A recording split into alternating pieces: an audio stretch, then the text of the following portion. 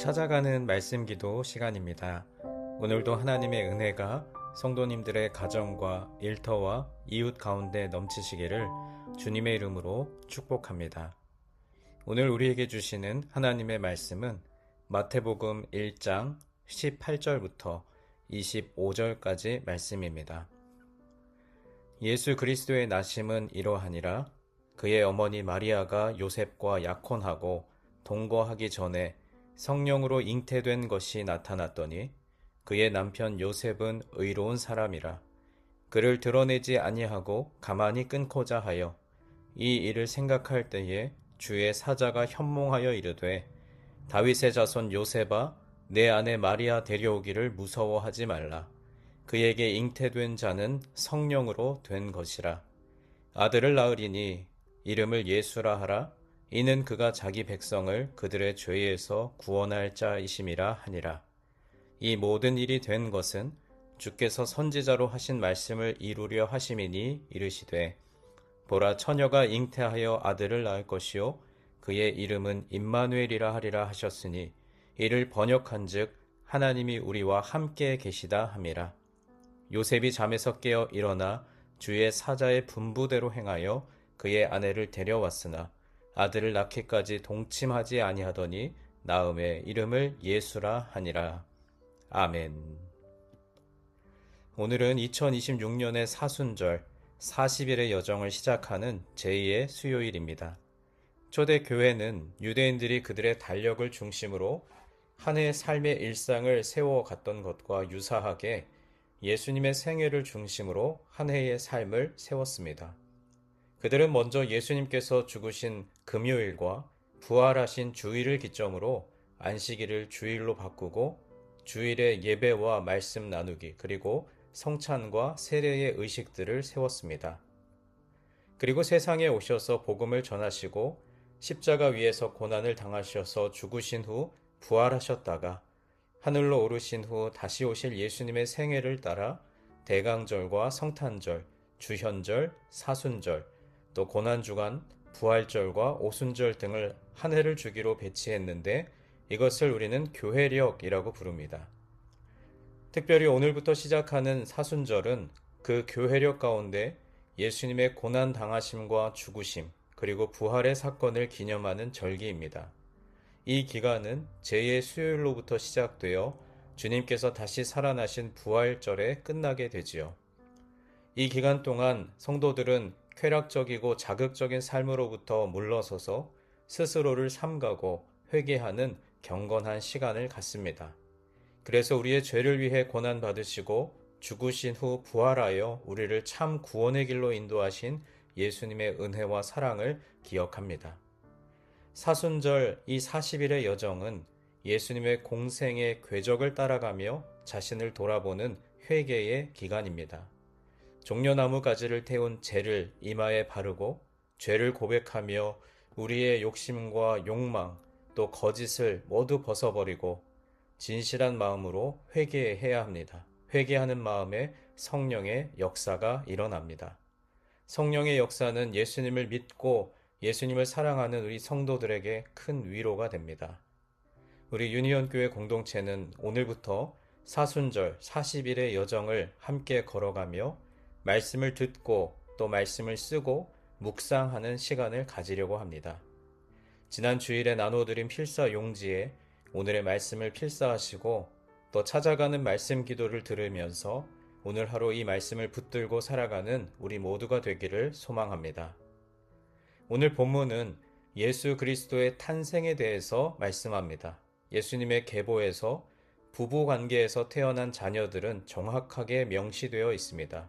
살몬은 라합에게서 보아스를 낳고 보아스는 룻에게서 오벳을 낳고 다윗은 우리아의 아내에게서 솔로몬을 낳았다라고 기록되어 있지요. 하지만 예수님의 경우는 다릅니다.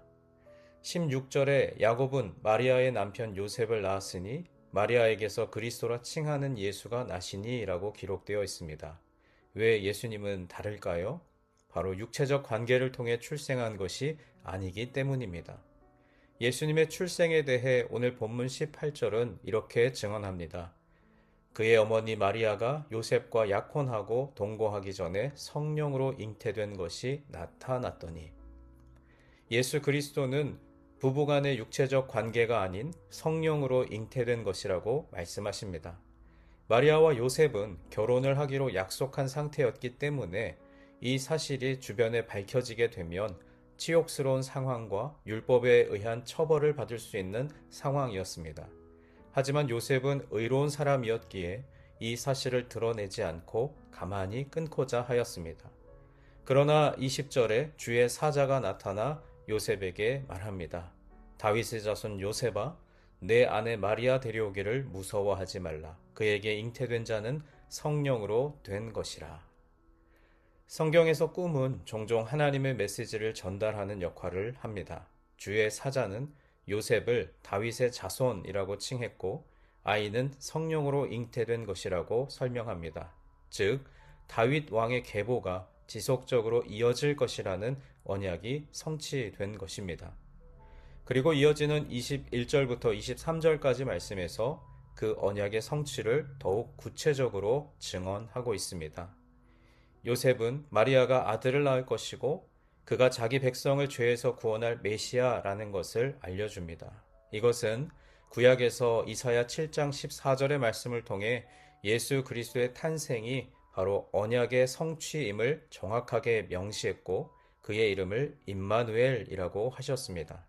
임마누엘의 뜻은 하나님이 우리와 함께 계시다입니다.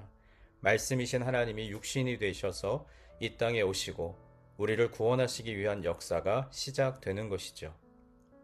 꿈을 통해 하나님의 뜻을 알게 된 요셉의 행동으로 오늘 본문은 끝을 맺습니다. 요셉은 주의 사자의 분부대로 행했습니다. 결혼도 하기 전에 임신을 한 마리아를 데리고 오는 것은 다른 사람들이 보기에는 수치스러운 일이지만 그것이 하나님의 명령이기에 순종했고 아들을 낳기까지 동침하지 아니하며 자기 절제를 보여주었습니다.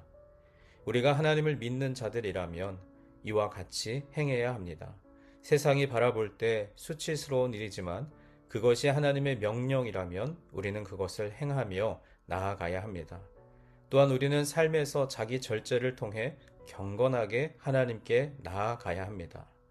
주님께서 사랑하시는 여러분, 오늘 우리가 함께 나눈 마태복음 1장은 단순히 사람들의 계보만 담겨 있는 것이 아니라 예수 그리스도께서 언약의 성취로 이 땅에 오시게 된 위대한 사건임을 기억해야 합니다. 또한 예수님의 사랑은 그 어떠한 것도 막을 수 없으며 우리는 그저 그 사랑에 감사함으로 나아가야 하는 것이지요. 그렇다면 오늘 하루 우리에게 주어진 것은 무엇입니까? 우리가 삶에서 하나님의 말씀을 깊게 묵상하며 하나님의 말씀대로 살아가려고 부단히 노력하는 것입니다. 우리가 말씀을 묵상하고 또 말씀을 필사하며 그 말씀대로 살아갈 때 임마누엘의 하나님이 우리의 가정과 일터와 삶의 모든 부분 속에 동행하여 주실 것을 주님의 이름으로 간절히 축원합니다. 이제 오늘 주신 말씀을 붙들고 기도하겠습니다. 하나님, 말씀이 육신이 되어 이 땅에 오신 주님을 오늘도 따라가기를 소망합니다. 하나님의 사랑은 신분도 성별도 또 죄가 가득할지라도 막을 수 없음을 오늘 말씀을 통해서 깨닫게 됩니다.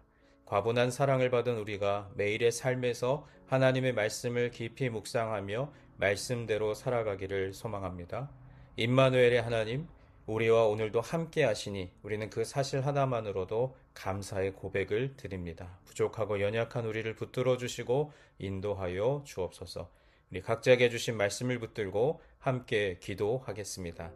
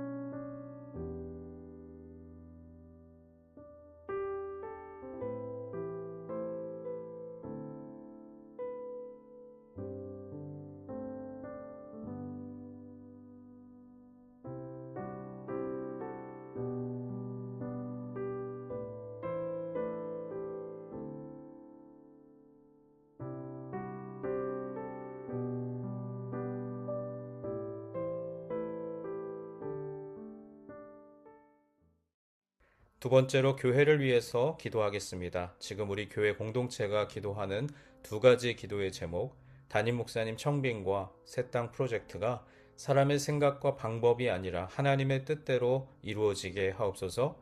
교회 공동체가 어려운 상황 속에서도 요동하지 않고 깨어진 마음들을 하나 되게 하옵소서. 우리 교회를 위하여 함께 기도하겠습니다.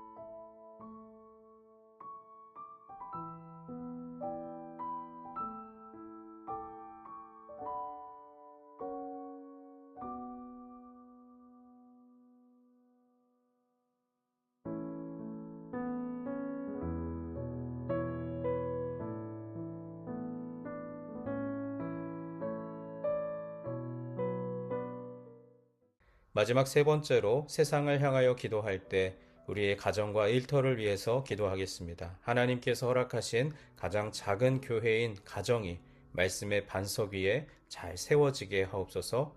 가정에서 하나님의 사랑과 은혜로 충만해져서 각자의 일터와 학업의 자리로 나아가 하나님의 자녀답게 선한 영향력을 끼치는 하루가 되게 하옵소서.